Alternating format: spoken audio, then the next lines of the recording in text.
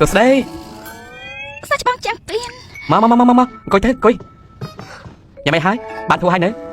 បាននាងបានធូរហើយឆាប់តែយើងទ្វារទៅថ្ងៃនេះគឺជំនាញរបស់នាងណែនេះចូលមកខ្ញុំទៀតទៅឆាប់តែយើងទ្វារទៅឆាប់ឡើង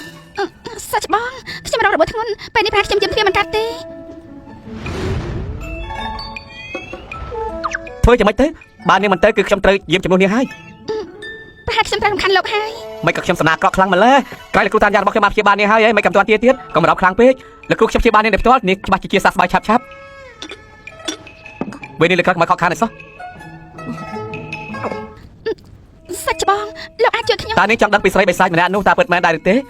លោកមិនបានកម្ចាត់ស្រីនោះចេញទៅហើយស្រីថោកទៀម្នាក់នោះគិតថាគេអាចមកលុកបាក់ជីងអ៊ីនបានគេពិតជាមិនដឹងពីសមត្ថភាពខ្លួនឯងសោះហើយ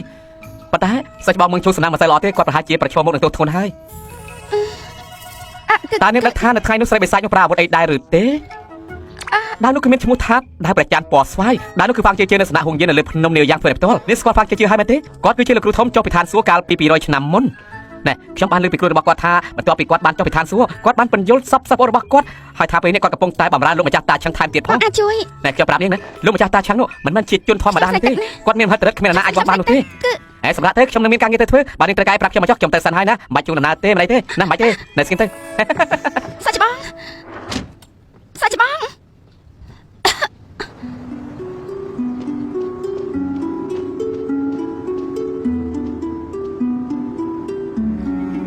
សាច់បងលីយូខ្ញុំឈ្មោះលីឈិនជាសាររបស់លោកគ្រូឈិនចាងបើសិនមកខ្ញុំត្រូវរបួសដល់ចៃដន្យបាច់សាគ្រូបិសាចម្នាក់ប៉ះប៉ល់សួតខ្ញុំបានត្រូវបន្ទប់ថ្នាំប៉ុន្តែអ្នកធ្វើការនៅទីនោះថាសាច់បងប្រកាសខាងព្យាបាលសួតប្រាប់ខ្ញុំឲ្យមករកសាច់បងសិនតែខ្ញុំអាចទទួលបានថ្នាំសាច់បងសាច់បង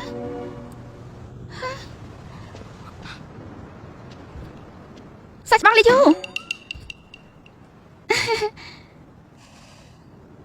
មានការអីចាខ្ញុំ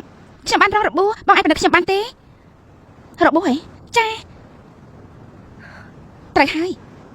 សាច់បងមិនត្រូវគេឃុំឃាំងនៅចន្លងភ្នំសង្ធានត្រូវថ្ងៃត្រូវខ្យល់និងរងការលំបាកគ្រប់បែបយ៉ាងអ្នកណាដឹងថារបួសចាស់គាត់រើសឡើងវិញឬអត់នោះហាមេប៉ាតំណងជាមិនឃើញខ្ញុំទេលោកជង្គង់នៅទីនេះអត់ប្រយ័ត្នទេប្រហែលខ្ញុំគួរទៅមើលគាត់និងកំដរគាត់ដែរហើយសាច់បងសាច់បង